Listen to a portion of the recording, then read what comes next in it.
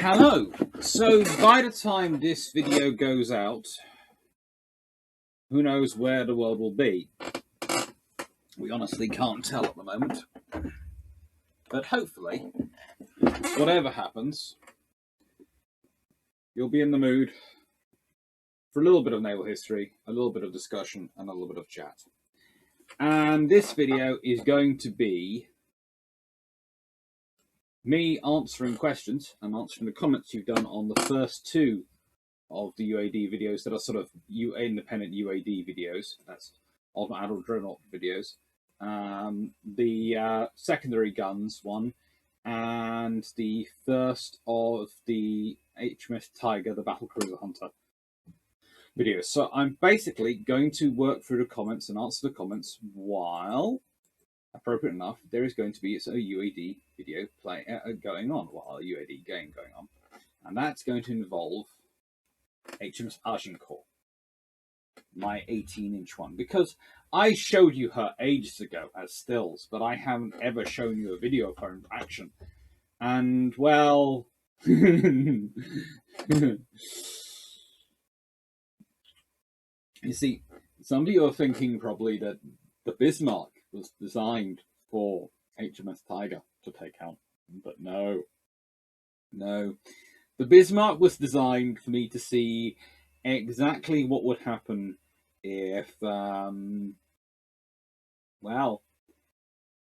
if the Royal Navy had a updated 18-inch gunned Queen Elizabeth class variant battleship super dreadnought in service. So without much further ado, I'll start that, and then we can start talking comments. So here we go. This, of course, is my reckoning of what HMS Agincourt would have looked sort of like. Admittedly, this is her modernised, because you can't get the 18-inch guns for British battleships until you get far later in the game. So, yeah. This is her modernised and upgraded, and as you'll notice, because she can't have 4.5-inch guns, I've given her 4-inch guns, but I've given her 12 each side. 4 trebles. Well, you really expecting anything different from me? I am the big fan of the treble turret. But, yes, this is my version, as you can see, with the twin 18s. 6 of them. And she is going to be fighting Bismarck, which is not quite as heavy as Bismarck was, but I have designed everything fairly accurately. But she doesn't have, I haven't put on the 4-inch guns and all the other flat guns and all the other things. She just got the load of 6-inch. And she looks sort of Bismarckian. I have to admit, I could have probably done something better with the stern. She looks quite Bismarckian like that to me. Anyway, let's launch and let's see what happens. While I am answering questions, we will see how long the 8-15-inch guns hold up against the 18-inch guns, because whilst they might have a 2-knot advantage, you'll notice that my Agincourt is small tube boilered, so it's 28-knot ship. The German is a 30-knot ship. And I'll be nice, I'll stick this on AI control, and I will increase the pace to an extent, and we'll watch her while I quickly pop up the questions. So, what's she happening?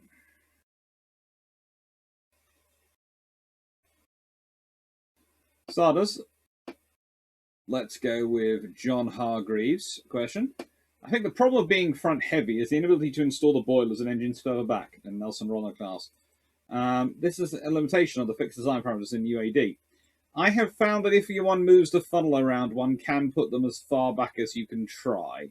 As you'll notice, the funnel here is on top of the secondary structure, and that to an extent balances the 18-inch guns forward. I think myself they would have been slightly modified the hull, but yeah, she's pretty darn good.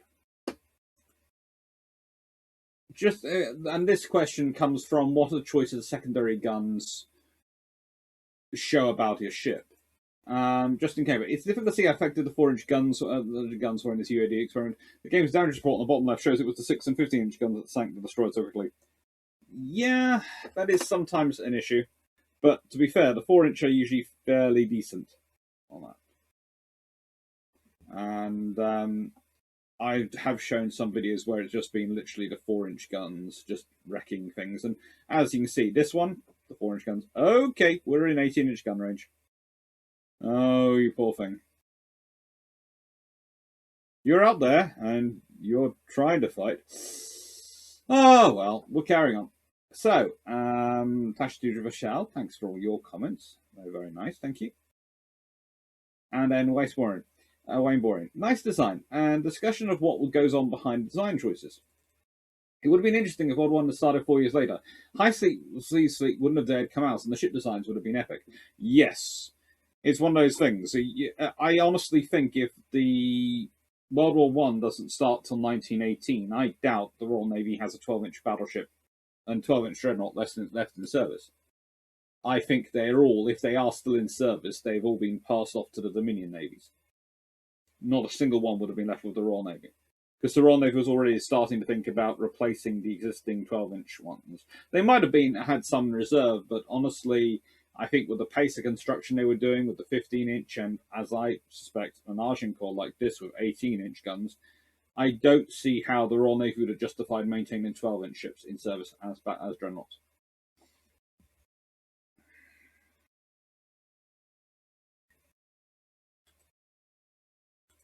Now, oof, I wonder how she's doing. She's doing okay. Go see how her opponent's doing this thing.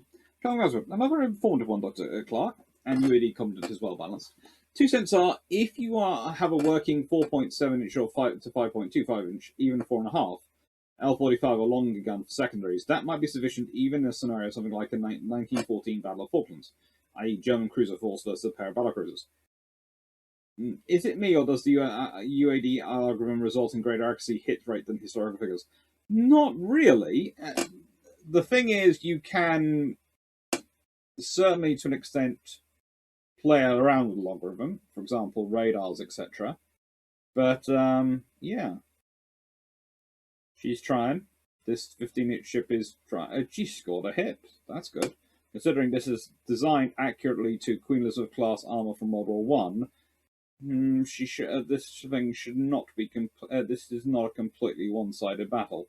And as said, this does have a 2-knot speed advantage, but ouch. 18-inch shells, when they hit, are going to cause a lot of damage when they hit. Again, rate of fire seems to be about equal. Ouch.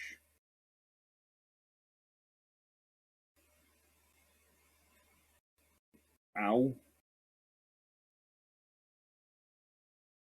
I'm feeling sorry for Port Bismarck, but let's go back to Agincourt, which is just sailing along merrily, quite happy at the moment, going, hello. In real life, if Agincourt had existed with 18-inch guns, a Hood or anything else built like that would probably have been given 18-inch guns. In which case, the Royal Navy would have had 2 ships with 18-inch guns in service, so they might not have got the 16-inch battleships, i.e. Nelson and Rodney, but in the treaties, but also it might change the treaty limitations, and everyone might have been building ships after the treaties came in. Everyone might have had a certain right to build up to a certain number of 18-inch armed ships. That could be interesting. 2, from Calva goes over 2, while having 50 barrels of 40mm Daco is preferable, and without delving into statistics, I have a gut preference for the 5 octoball emplacement over 4 deck 2-pull amounts. Deck space and top weight limitations might prove me wrong there. That is true. Ooh.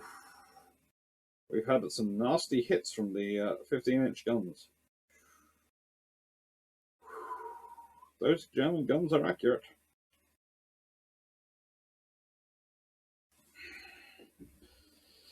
I wonder what Agincourt's doing to them. Looks like they're trying to use their 2-knot advantage to try and cross the T. But the thing is, 2 knots advantage is not quite enough. You need about a 3 to 4 knot advantage to really cross the T on someone. Which is, oh, yeah. As we can see, 18-inch guns, if they actually hit their target, do... Ow! That hurt. That hurt Bismarck as well as me. Okay, we now have a nice comment from Hugh Fisher. Troubridge was the CNC of an independent force. Arbuthnot was a squadron commander in a ground fleet, and not even a squadron of decisive strip type.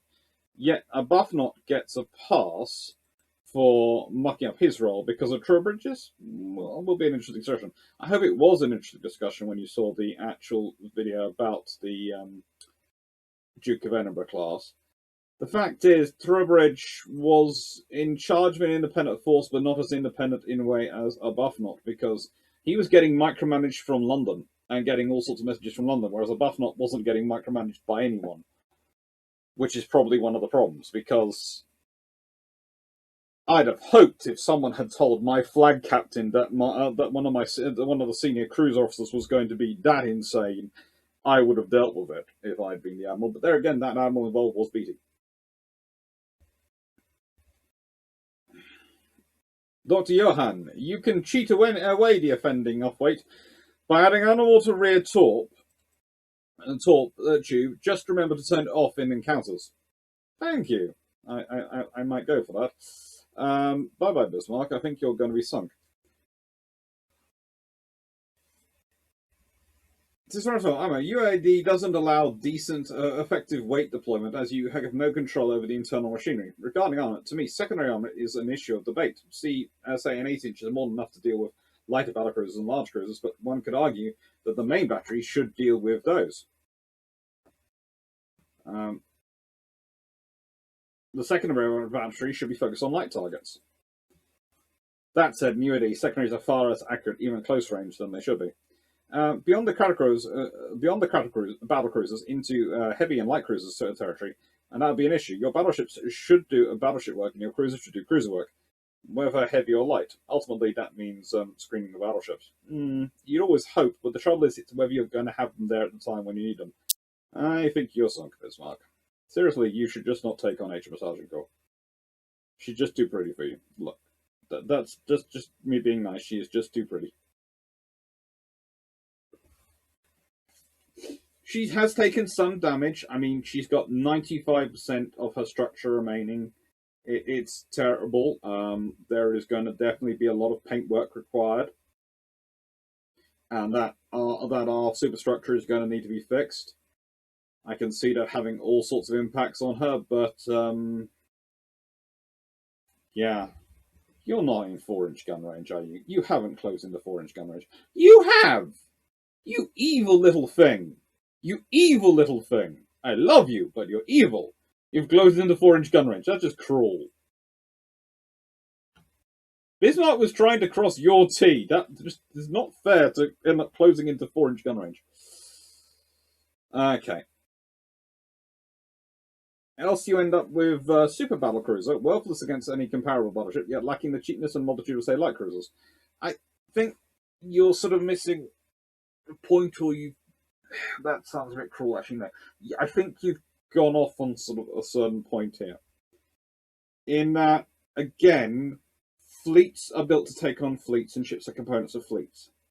And as much as we'd love to build our battleships to focus just on taking on the battleships and the cruisers to take on the cruisers, etc., the reality of combat means that it's not going to be the case. So you build your primary weapon system, takes on your primary offensive weapon system to deal with your primary target. Your secondary, as its name suggests, takes on your secondary. That's what it's focused on. And that's what you have to think about. Right then. Let's see what the ship stats are. Ouch. 42 hits received. Powers received. That's not good. Main gun accuracy for Agincourt was 25%. For secondary guns was 22%. No torpedoes fired.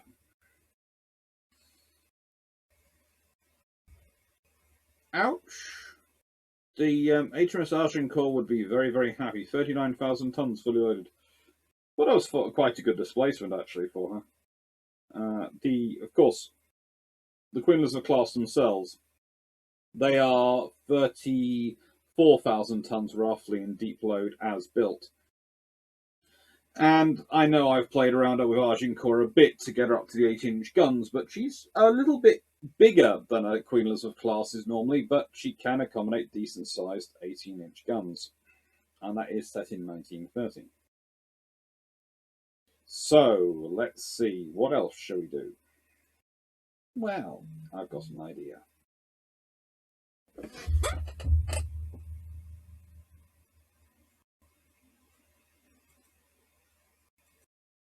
Now, I know someone asked me, I can't remember quite who, but someone did ask me to look at a battleship mix-up and what a battleship on battleship fight would be like on UAD. There is a limit to what I can do on a laptop, again, in terms of groupings.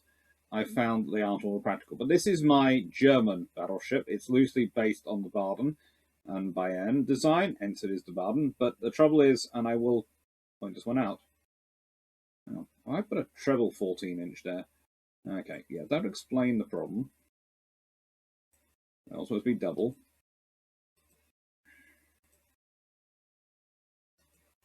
Something like that and fit on top of the other thing. Anyway, leaving that to one side.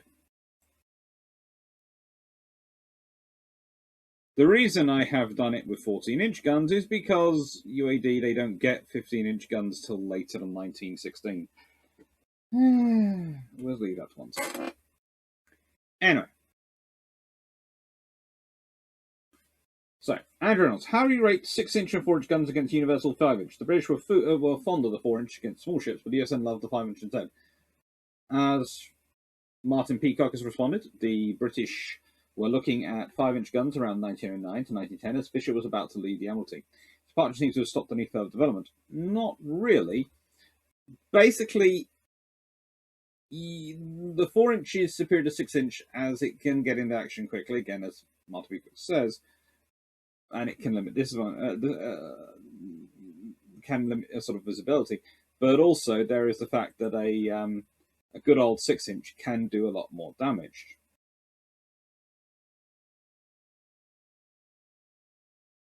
I would also say there is a small problem with Fisher's obsession with the universal 4-inch gun versus the 5-inch and the 6-inch.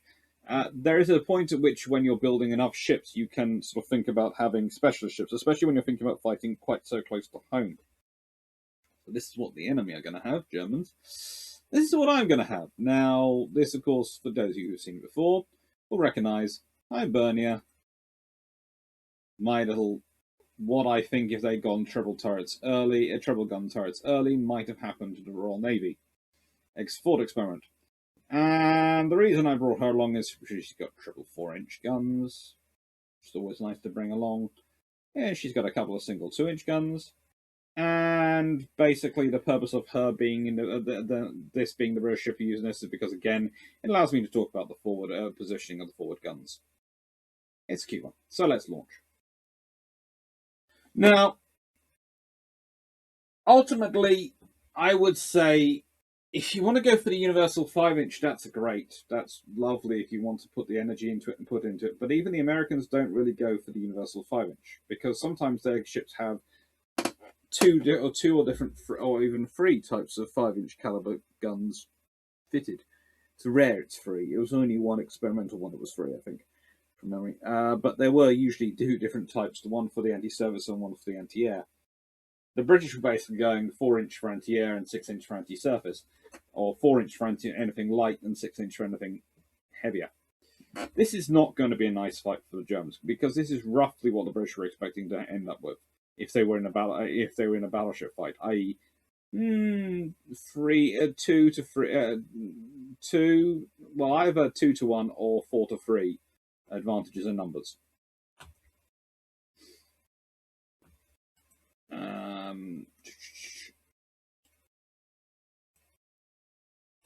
Yeah, you're all going to stay in the same and under the same admiral, and I'm going to put you at 10 times speed. This is probably going to make it go juddery because it tends to not like group bonds. Again, this is another reason I've kept with the Hibernia design, because actually I know this works okay. Other designs I've tried have made the screen go very, very jumpy.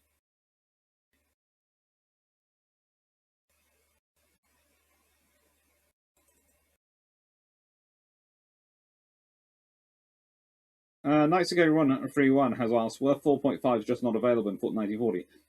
They weren't available as an upper deck mount. They were available as BD mounts, and that's the trouble. It's not the gun which is holding up with the 4.5, it's the mounting system. Dr. Dr. Clarke with the triple 4-inch secondary sarcasm mod. Devastating commentators and trolls alike. Well, I try. An all 4-inch gun ship when? Ooh, I am tempted to produce one and just take it into the field of battle against destroyers and see what happens. Then there are some questions about World Warships, World Warships adding French battle cruisers. Well, they're always interesting. There are some designs, and it's nice to see what designs are. If you're going to put in some of the designs of super British dreadnoughts and super American ships which were never built, and super Japanese ships never built, and super German ships are never built, why not French battle cruisers? Let's be honest, there was almost more of a chance of those getting built than there was the super ships being built by some of the respective navies. The US and the Brits might have managed them. The Japanese certainly would have tried. Whether they'd have completed it is a different matter. But, no. Strider asking why is the screen so glitchy. Well, I'm hoping the screen's not glitchy in this one. And let's move on to the next video. This video comments come from HMS Tiger, the first one to come out, the battle cruiser hunter. Admiral Beatty, very interesting to see you and Drac model ships in UAD, highlighting primary features that map to its historic capabilities, but still end game's mechanics.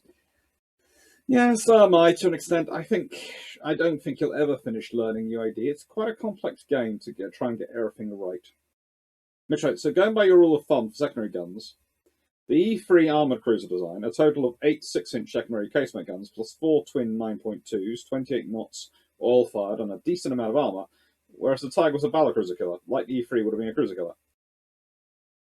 Pretty much. If you are putting in that amount of 6-inch guns and 9.2-inch guns, you have produced something which is going to kill cruisers. That is what you're doing. Again, this is another point. It's the 4-inch versus the 6-inch debate usually comes down to how survivable is the target I'm facing. It might not even be armor. It can be something as, how likely is it to have enough subdivision that actually I'm not going to be able to sink it if I get a 4-inch hit? And now we have Martin Peacock. Ooh, on a speed target for Tiger. I thought that part of the reason for the discrepancies in the given speed is that the ship designed for speed, trial speed, and actual seagoing speed were all different. Within a limitation, they're different, but not massively different. And by the time we're looking at the various things, especially the very, very nice book I've got next to me, while talking about this, the R.A. Burt book, which I'm going to be doing something about in Sunday's Patreon, but also / slightly brew ships. Yeah, there are some interesting things there. But the speed is pretty much accurate. I believe, then Martin goes on, I believe the RN ships were given more power than necessarily required to meet the speed required. This was to ensure that the ship would always meet the design speed if weight had to increase during construction, for instance. This then gives a higher trial speed, location dependent, and a seagoing speed. Given this could well be that the speed Tiger's cable of 29 to 30 knots was more than design speed, this may also explain why some admirals, Beatty, thought a certain class of ship was faster than it actually was. There are some issues with some of the discussions. We can talk about the Queen Elizabeth class and etc. Their differences in speeds, but no, I don't think Beatty was. I don't think the admirals were ever that confused. They would always, if in doubt, an admiral would plan based off its seagoing speed as posted by its officer, or at least it should do. On the 13.5-inch gun, I'm a big fan of the 13.5-inch gun with heavy shell. The light shell not being so much when it was first adopted for the Australian Dreadnought, however. I also like it in the 15-inch gun for the British General in general, due to the wire-wound construction of the British guns. The extra weight of this construction method means every bit of weight saved is beneficial. Yeah, but it's quite useful and strong in terms of guns. On Tiger being the only battle cruiser being designed to fight off battle cruisers, I think I disagree. Ooh. When Orion was designed, there was a quote from a letter Fisher wrote, along with a line of ships, lines of a ship is the ship to make the Germans gnash their teeth. This to me at least suggests the purpose of this ship was to be able to beat the German battle cruisers then being built. Orion's not a battle cruiser. Orion is a battleship. It's a 13.5-inch battleship. Its purpose is not to go and hunt down battle cruisers. It's not got the speed to do it, for starters. It's to hunt down their battleships. In addition, Lion was designed in late 1908. The belt armor of 9 inches was only 1 inch less than all the dreadnoughts, bar dreadnought herself. True, but she's supposed to hunt down battle cruisers, which means she's supposed to be hunting down ships which actually do have 12-inch or plus guns. Yes, the Colossus in class increased it back to 11-inch, but there is not a massive improvement. Next, Tiger's armor is not really very different from Lion or Queen Mary, at least in terms of numbers. Yes, there are some changes, but the thicknesses are generally the same, besides the deck being slightly thicker. I also think you're reading a bit too much in the option of 6-inch guns for the RN. The 6-inch was on the cards for a while. It's being suggested for a number of years. That it happens now is probably more to do with Fisher not being around, rather than Tiger being designed to kill our battlecruisers. Would you claim the Iron Dukes are the first British battleships designed to kill dreadnoughts? Maybe not the best way to make that claim, but it's the only way I can think of it to make it. This is the way I class the Clarks as battlecruisers and not battle cruisers. They're designed to take punishment, at least in theory. The Lions were built too lightly. I can understand where you're coming from, Martin, but how do I put this nicely? Because you're a nice guy, and you'll put it into commenting nicely, and I don't want to sound rude. But there's a small issue there. Lion is a one-off, and certainly if they had built another one of her, you might well have seen far more capability put in them, and etc. But she is an evolution of the Queen Mary and the Tiger design. She is an evolution of them, and that's nothing wrong with being an evolution, but she is designed to go and hunt down other battlecruisers, whereas they're not. They're given the 4-inch guns, so they're designed to do the battlecruiser role of distant station work, of economic warfare, of maybe brushing aside enemy light forces if they are getting too close. But that's not her purpose. Their purpose, really. Their purpose is to go out and find information and do the economic warfare role. Tiger is far more orientated around going in and blasting up enemy battlecruisers, hunting them down. Not just her 6-inch guns, but the layout of her weaponry, the layout of her machinery spaces, the way she's designed and involved, and the way that she's discussed and spoken of. Now, again, it gets very different when you start talking about battleships and their guns versus battlecruisers and their guns, because again, there are different roles in the secondaries. A battleship is far more orientated around its primary armament than a battlecruiser. A battlecruiser, the secondary, has a direct functioning role, because especially if they're doing economic warfare and they're going after merchant ships, you want the most economical weapon you can carry in large enough quantities to sink those merchant ships. That will take up the most efficient space, so you can carry enough of it to do a lot of the work. This is the problem for the problem for the British, and it's a problem to an extent for the Germans. There is only, this is why you end up with the 4-inch. The 4-inch is very good for sinking merchant vessels. It's perfectly fine for that role. You can carry a lot of them. You need to start carrying a 6-inch when you're starting to deal with a target which is actually capable of defending itself. Now, you can argue some of the larger, more capable surface raiders, and modified merchant surface raiders, would require a 6-inch gun, and I would not disagree with that. So you can say that's Tiger also being for the same role. But the fact is, Tiger's role is about killing other battlecruisers. You can see that from the way she's handled, and also the way she's designed.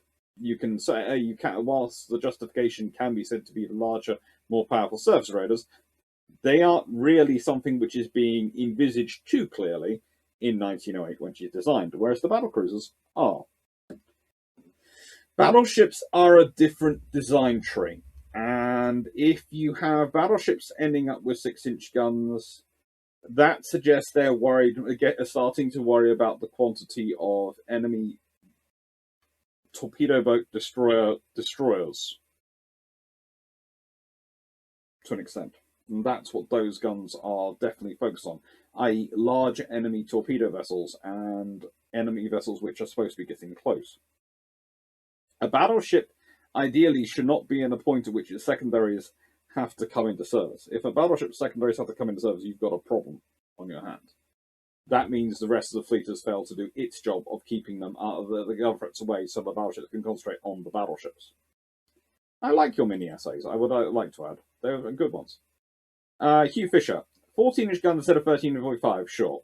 6-inch turrets instead of casemates, okay. Got to compromise within the game and still look okay. Something wrong though. Yes, one of the funnels is a different size, and the funnels are evenly spaced. No. Yeah, I know. But, you know, it's a fun scenario to try and do it. Then you go on to suggest that HMS Tiger would be Sigourney Weaver. I'm not sure where that comes from, but okay, I will accept this on the advisement.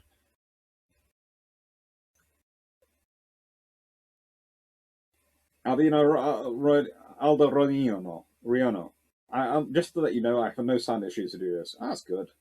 That is good. Ren, Richard Cuts. I wonder where they're getting their shell weights from. Yeah, you see, you can specify light, standard, heavy, or super heavy for the shells. I tend to go with standard because, and this is going to sound terrible, whenever I go with heavy, it seems to wear through my barrels, and I suddenly get weird things going on with the shells in accuracy terms. Super heavy is okay, but it does weird things to your displacement. But heavy shells, they are very, very prone to going off course, whereas the standard ones are slightly more accurate, so are sort of about as accurate as I expect them to be. Richard Cuts. Tiger was designed to have a capability of 32 knots if they'd used gear turbines and small bore water tubes. At least that's what the designers said. Yes, that's true. She could have done that. She could have done 32 knots, and frankly, if she had done, imagine how fast they'd have had to make around repulse on that alone hood. You know, if you consider, if you raise Tiger up by 3 knots, you probably have to raise the others up by 4 and 6 knots, respectively. Rich Guts. Does UAD have a pre-made templates for existing ships, or is it all make your own? Now, I've already answered this as a question, but I'll answer again. It's all pretty much build your own. And I've shown you some of the templates, I've shown you some of the designing. I have a feeling that Odin is not long for this world. But as you can see, when you have a larger battle group, it does take longer. You know, the one-on-one fights can be over in less than 10 minutes. The group fights, well, Baden herself is just carrying on going, yes, I am invulnerable. I have been barely touched so far. And 4th Division is going, well, Hibernia's taken a bit of a pounding, but is pretty much okay. New Zealand has lost their commanding officer. I really have to fix the conning towers, don't I? Repulse is doing fine. Who's bringing up the rear? Nelson is just enjoying herself. I think Repulse and Nelson are basically going, hello, you're not engaging us at all yet. We're warming up our guns nicely, but you aren't engaging. They're in 2-inch gun range. This is not good. When are they in? How are they in 2-inch gun range? Done. Do you have torpedoes? No, you don't. Oh, good. The other doesn't have torpedoes. Sorry. After experiencing with Tiger and German ships torpedoing me when they're going down, I'm seriously cross-examining my idea of actually fitting in these ships with torpedoes. I would do if I could. Oh, firing the accused to respond to Rich Cuts. You can find many parts used for a ship which do look similar enough to be for example you want to construct. But you'll likely come upon some minor differences as shown in the video. For example, I tried to build the Yamato in UAD, found myself unable to place the smaller secondary guns in a way exactly matching one of the document setups to use on the Yamato. Nevertheless, the result is still close enough to get an impression regarding the choices and options of the ship during ship design. And that is the case. It's quite good for that in that regard. Foreign Confused goes on. I don't consider it such a good idea for UAD to go so far as to provide templates based on existing ships, because this introduced the problem of having to make all those templates work somehow. The negative side effect of a myriad of extra individual design features required just to be able to provide sufficiently extra exact templates will increase development costs of the game significantly. For a stable platform for ship design experimentation and over exact templates, forcing addition of extra features in individual selected ships. The game is still to an extent in development, and I'd like to see. I have to admit that I would like to see half options for some of the guns. I'd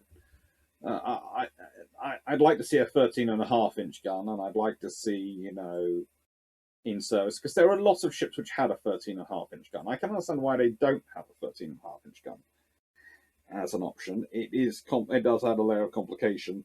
But I think a 13.5-inch gun would make me feel a lot better about that sort of scenario. Well, they had the 12-inch, they had the 15-inch. I'd also say I'd like the 4.5-inch gun, but that's me being very picky. I'm not bothered about the 5.25 or anything like that. How long do we think Odin's going to stay afloat? Do we think it's going to be that long?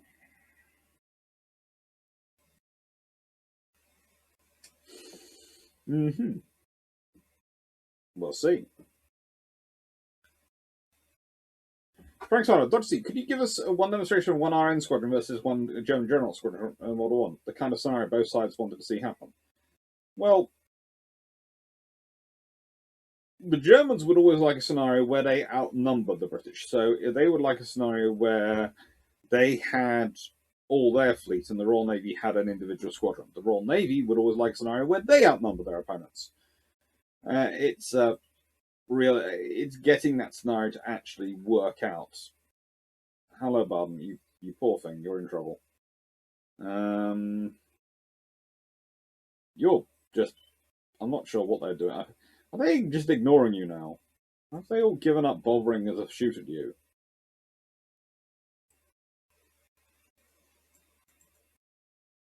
I will just do this. Bye-bye. Because I know this is wrong in terms of Battle of the Dogger Bank and all those things, but, just get rid of this ship because, frankly, it's still afloat and that's annoying me.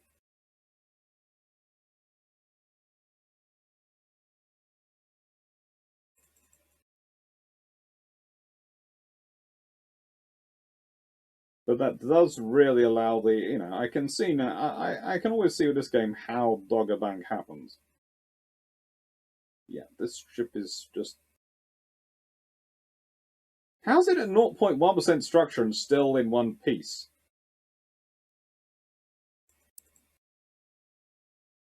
That's gone. Right then. Now, where is the opponent? Ah, there he is. Kill.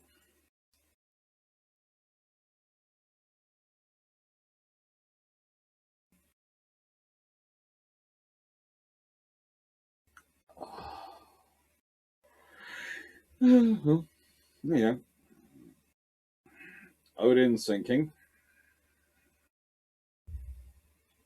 Repulsor's had some damage. Oh, good lord, has Nelson had some damage? Nelson's even had some damage.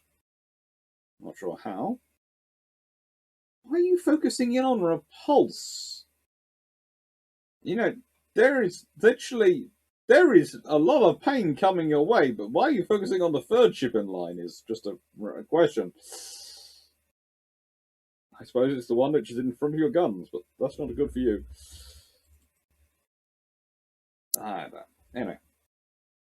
So, one squadron versus a German Dreadnought squadron, I will probably do that at some point. I will have to build those ships and check out the civility. At the moment, I've got this Hibernia-based squadron, which I know are my experimentals. I know they're my proto-Nelsonic G3 ideas with that gorgeous turret arrangement and all the power and all the 4-inch guns. But yeah, I think they could have worked.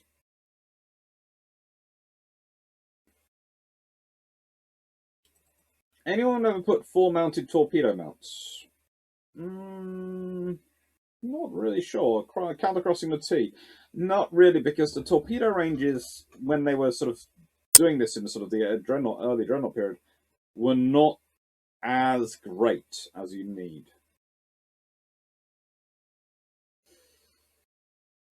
And that's all the comments done through. Good Lord, I've got through the comments on those 2 videos. Thank you. Well, thank you for all the comments. Let's finish this game off and see what happens.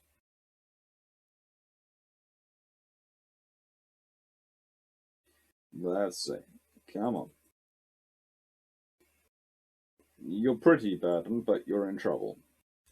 It could be because you're armed with 14-inch guns and they're armed with 15-inch guns, but that's not really enough of an advantage. You do weigh in at 40,000 tons, whereas they weigh in at 35,000 tons. So these are all theoretically, well, 35,500 tons and 21-knot ships. So they are sort of treaty compliant. Sort of, he says. Sort of.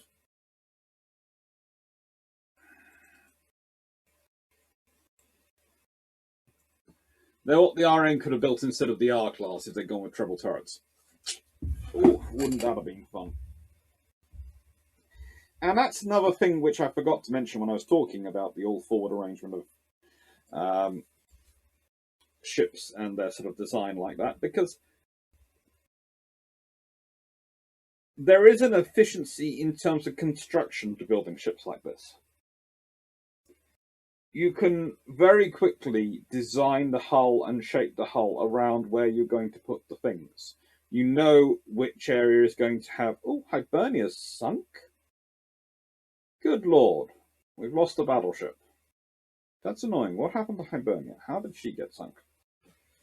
I should have probably sorted her out of the front line and just swapped them around, but, you know.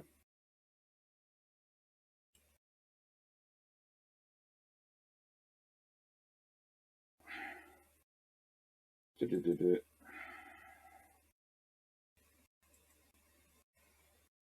wonder if I can designate the repulsors now at command. That'll be who I think should be in charge.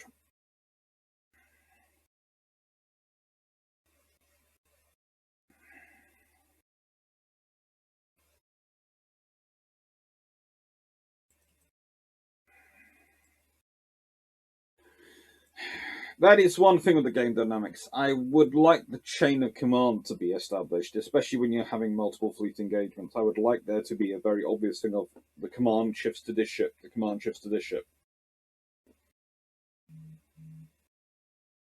And it doesn't seem to always do that.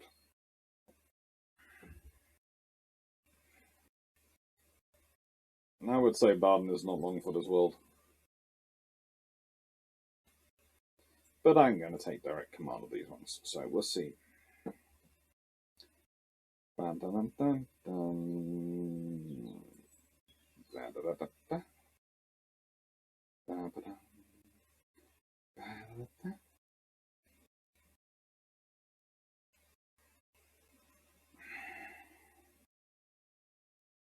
18.5 knots.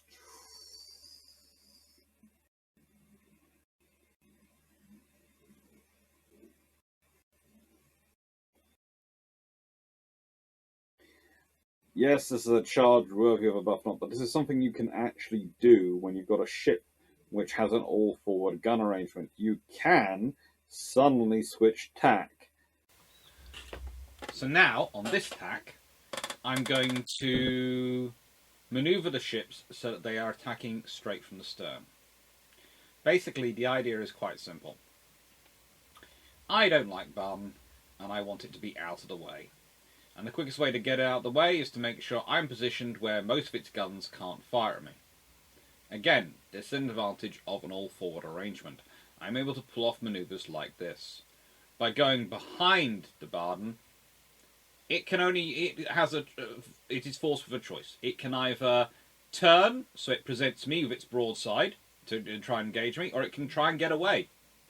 Either way, it's faced with that decision. Not me.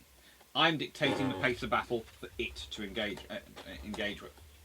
Now, this manoeuvre would actually have been easier if I had been able to set Repulse as the lead ship, because then she would have been in the middle, and all the free ships would have formed in around her. But as it is, Repulse isn't the lead ship. So New Zealand is taking the lead. And that is not a good position for Baden to be in, because let's be honest, this is an HMS New Zealand. And HMS New Zealands do not have a reputation for taking prisoners or being particularly nice. They have a reputation for winning battles. And in this case, although you're probably hearing a sloppy researcher deciding to get involved from the outside, because he wishes to also support the opinion that HMS New Zealand does not take prisoners and is not nicely behaved when it comes to opponents. What it is to have a poodle that expresses opinions on naval history. It's just the highest form of being an owner. This is going to be quite a quick and sharp fight. It also shows you the reality. And also the problems with an all-forward arrangement. Because the reality is that if you've got an all-forward arrangement, you can do this. You can attack from one angle. You can disable by overwhelming fire, perhaps the guns which cover that angle, especially once a ship is already injured. Now, I have spoken in other videos about all-forward gun arrangements about how if you point your ship at your target, if you've got able to fire all your guns roughly forward, so you present the hardest possible target to hit your engines, you are less likely to be disabled.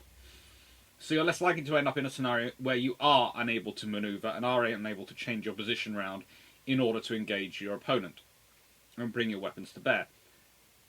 But the reality is here, and it's an important reality to bear, Baden can't do enough. Baden has been disabled, and so Baden could only present half its guns to really bear. And the closer I get, to an extent, I'm in a blind spot at this point. Especially New Zealand is in a blind spot, where not all of Baden's working guns, and please don't know I'm emphasising this, working guns can bear. Once you're in that spot, you can basically pummel away with impunity. And look at how close these ships are getting. This is not just point-blank range in terms of naval gunnery. This is point-blank range in terms of gunnery at all.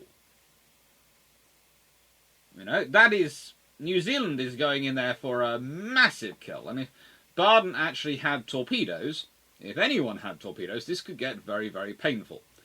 Yes, you might well be witnessing the effect of my no torpedoes allowed after the experience of HMS Tiger rule. I am no longer keen on torpedoes being fitted to my capital ships. A, I consider them very dangerous spaces, which I prefer not to have in the hulls. And B, they have a habit of granting last-minute victories to my opponents when I have smashed them completely. But leaving that to one side, of course, in real life, they probably would have had torpedoes. There is an interesting discussion as to whether or not you would put deck-mounted torpedoes on these ships. I don't think these ones would have had deck-mounted torpedoes as they are World War I era ships, definitely. But I could see an interwar Nelson, if you were building that sort of Nelson idea I've discussed before about the idea if Nelson Rodney had been built as a class of 6 ships, and etc., if they'd been built, I could see them losing a torpedo chamber and gaining deck-mounted torpedoes.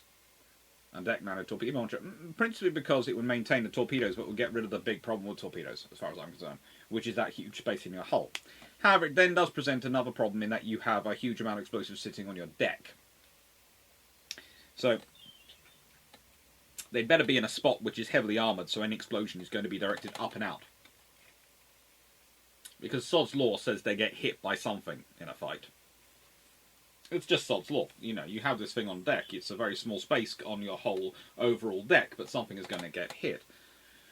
It's one of the scenarios as well, which goes into sort of your armour planning. You know, what's the probability of this thing actually being hit? Well, it makes more of a case to put armour on it. If it hits, it's going to be a massive, great big fireball, because whilst the probability might be considered small as an area of the deck, the reality is, if it does get hit, that's a lot of problems and a lot of damage. You'd rather not have it. But all this this is the advantage of all forward firepower, as you can see.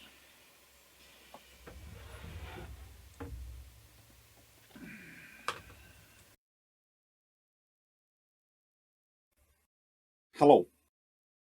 Well, that's it. Again, in person. I hope you enjoyed the comments answered. I hope the videos worked out well. They seem to when I recorded them. And I'm not sure how the world will look now. There are all sorts of dire predictions coming out and threats and warnings. So this is being recorded, as you can see, on the 24th. It will come out on the 17th of March. Or the 18th of March. Whichever the Friday is. I think it's the 18th of March.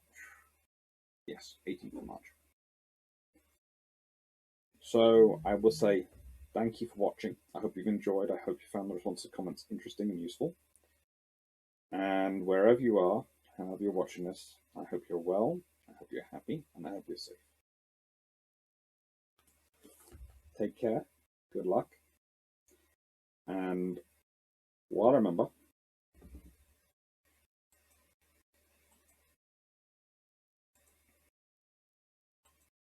this is going to be running for a couple more days after the 22nd. I'm recording this on the 24th, but I think it goes to the 22nd of March. There's 27 more days when this was last print screened, which was yesterday, which was the 23rd. So yes, I think it's about 22 days. And well, thank you for everyone who supported me. Thank you everyone who has contributed to this. Thank you everyone who watches the channel. Thank you everyone who likes the channel, subscribes, shares, patron, all those things. And thank you very much to the people who are contributing to the HMCS Hydra trip. It's really kind of you to support me in going and doing my research and going and seeing the last remaining Tribal Class Destroyer on, well, just before her 80th birthday.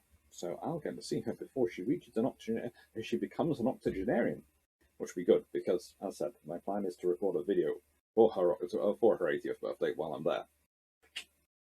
I have a cunning plan. Thank you very much for watching. Hope you enjoyed, and